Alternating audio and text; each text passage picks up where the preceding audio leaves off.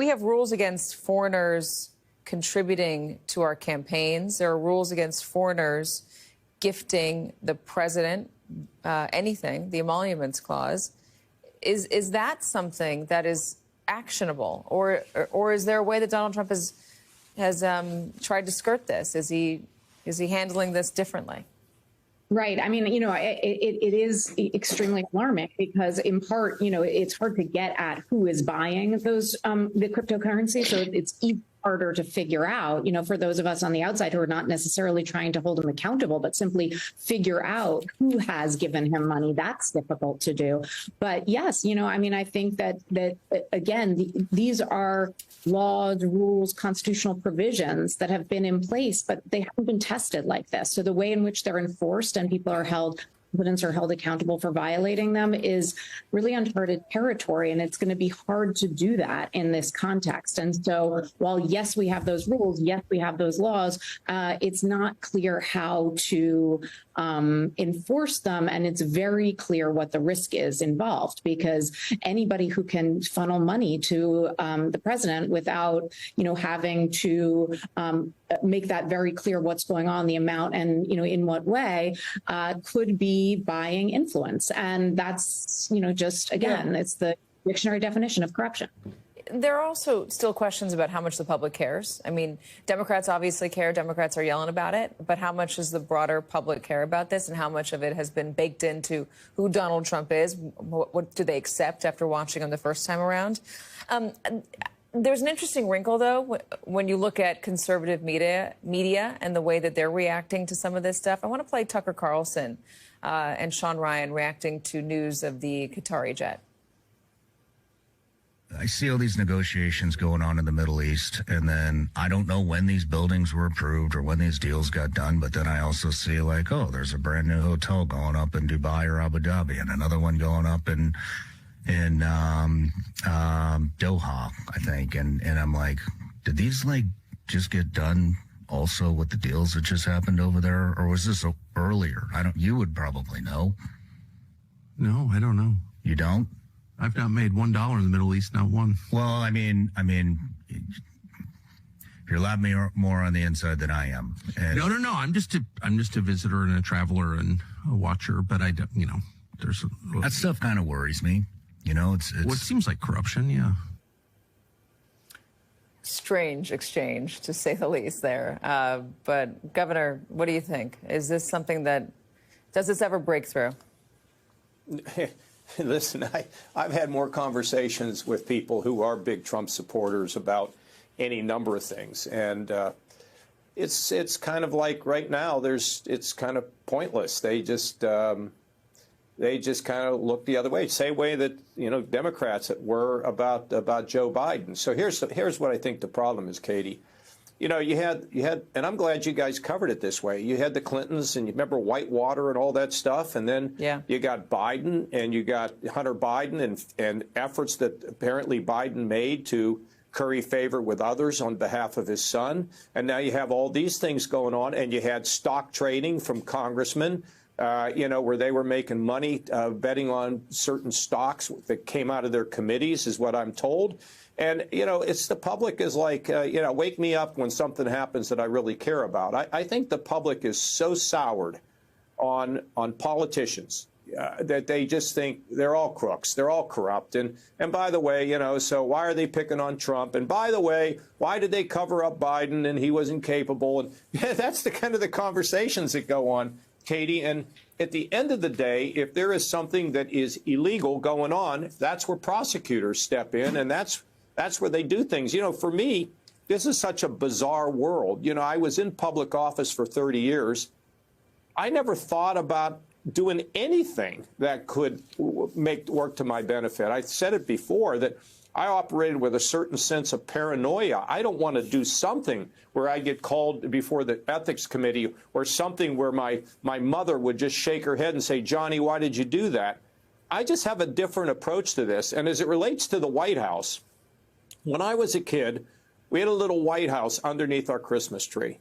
Now, it's not the Vatican, Katie, but I kind of look at it as being sort of sacrosanct, you just don't do anything to disparage it or pull it down. And so I think there's a whole variety of things going on, loyalty to a political party, the fact that other people have done this, and the fact that the public thinks that everybody's a crook. And so there has to be higher standards set. Our whole system gets to be in trouble if people have no confidence whatsoever in the honesty of our public officials. Remember, they used to call Lincoln, right, Honest Abe.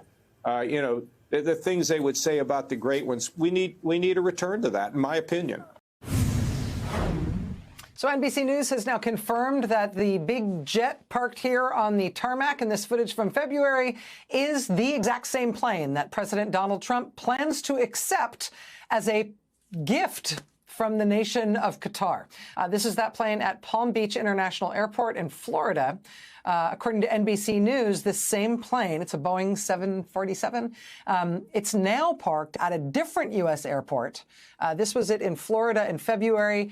Apparently, it's now been in San Antonio since April for some reason. If Democrats in Congress don't shame him out of accepting it, that jet from Qatar will become the latest and most flight-worthy in a series of very, very, very, very, very, very, very valuable presents that President Trump and his family and his businesses have received from Qatar since he first became president. For example, in Qatar, there's the new plan for a Trump International Golf Club and Trump Villas. The plan for that was just signed last month, thanks to the understanding and generosity of the Qatari government. You may also remember the bailout that Trump's son-in-law Jared Kushner's company got in the first Trump term for their boondoggle office tower in Manhattan. That was from a company tied to Qatar. Qatari officials denied any involvement in the deal at the time. But there was no denying the capital B billions poured into Jared Kushner's brand new investment firm that he set up just after he left the White House after Trump's first term. Billions of dollars to Jared from not only the government of Qatar, but also the United Arab Emirates and Saudi Arabia. Speaking of Saudi Arabia, Trump's company is also developing a new $500 million Saudi Trump Tower in the city of Jeddah, thanks to the kindness and generosity of the Saudi government. In United Arab Emirates, the Trump organization is now planning another billion-dollar tower, thanks again to the kindness and generosity of the Emirati government. That new Emirati Trump Tower project was announced last month at a crypto conference in Dubai, where it was also announced that a fund backed by the United Arab Emirates would use Trump's new cryptocurrency to finance a major crypto deal, which would mean they will be putting, directly into the Trump family's pockets, many, many, many millions of dollars. But these are just the presents for Trump that we know about. I mean, it's worth remembering from the end of his first term that Trump left office without ever providing the legally required list of gifts that he and other White House officials received from foreign governments while he was president. When Trump got back into the White House to start his second term, he started day one with eliminating the federal ban on receiving gifts from lobbyists. Literally on his first day back in office, he made time to end the ban on federal officials receiving gifts from lobbyists. Day one. Because everybody knows it's gifts for public officials from lobbyists that will make America great again. So yes, Donald Trump or his library will be getting a luxury plane from a foreign country, and that is a big deal. But it go ahead and pay more for that iPhone that we know that you're using consistently. Or he's telling our friends, like, why would you tell the EU that you want to invoke these tariffs? Tariffs should always be something that we are using on the people that we are not the friendliest with, not on our closest allies. And he started with our closest allies when he went after Mexico and when he went after Canada. I can't say that China is necessarily our closest ally, but when it comes to trade, trade, we know that the world overall has been highly dependent upon China. That is why we were so stunted and why we ended up experiencing the inflation that we did when we went through the global pandemic. Right now, all the inflation that we are experiencing is self-inflicted or Trump-inflicted.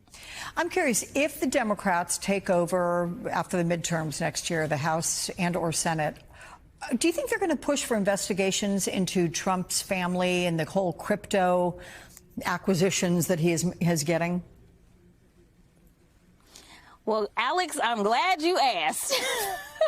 Oh, here we go. Listen, so long as we end up taking the House, which I fully anticipate that we will do, and we are going to work hard to obviously help our Senate colleagues as well, then as someone who serves on the Oversight Committee and hopes to lead the Oversight Committee, I can guarantee you that we will do what we are supposed to do as constitutionally sworn members of the House, which means that we will conduct oversight. That means that we will investigate. We will look at whether or not this president himself has violated the emoluments clause as it relates to, say, such things as getting a $400 million plane from the Qataris. We also will make sure that we're looking into all these business deals that they have going on. I mean, think about it this way, Alex. They were going after Hunter because he sat on a board. Think about how much money they are raking in, whether we're talking about the next golf resort that they're setting up in Qatar, or whether we're talking about them leveling Gaza, as they've talked about how it would be great beachfront property, whether we're talking about this crypto scam, the scam that people didn't even want to walk into and show their faces. Let me tell you, there is no shortage of things for us to dig into and determine whether or not there have been not only violations of the law, but definitely violations of our Constitution as a whole. Did you make a little news here? Didn't you say you hope to lead that committee? I absolutely do. Unfortunately, we are going to lay our dear colleague, Jerry Conley, to rest here on Tuesday. And there will have to be an election to determine who is going to lead the Oversight Committee. And ultimately, I am hoping and praying that my colleagues see that I can provide what we need as a team to make sure that we can move forward and instill some confidence in the American people by knowing that they have a real fighter who will not back down. Grift continues to be a liability, right? And it's also important to realize that this really is, it's treasonous stuff, at least in my opinion. Experts charge that this is an act that clearly violates the Constitution, right? I don't know if there'll be formal charges of treason in a criminal sense, but you look up the word charge. It's not only always used as a formal indictment, it can also be used like critics charge that this politician is engaged in a scandal. Experts charge that this is a violation of blah, blah, blah, blah, blah. And that's what we're seeing here. Because clearly it's a violation of the emoluments clause, and clearly it's a violation of basic common sense. Because the gift is not only clearly for something, and whether Trump even realizes what it is, no one gets a sandwich for free type thing, no one gets a $400 million jet for free. But also, it's like, think of the liabilities. Could it be bugged? And again, this is not them sneaking onto Air Force One and planting a bug, which I'm sure would be difficult, if not impossible. They're building the plane. So there could be bugs in the steel, in the very nuts and bolts of the plane. It'll cost more to retrofit the plane than the plane's worth to make it ready to be that. It's not even a saving for the taxpayer. All this is a sign that Trump is making deals to benefit him and his comfort. Because even if he never physically owns the plane, he'll be the only one to ever enjoy it, because he says it's going to his library after he's done. And he wants to effectively allow America's foreign policy to be tailored around his luxury. That's pretty treasonous to me.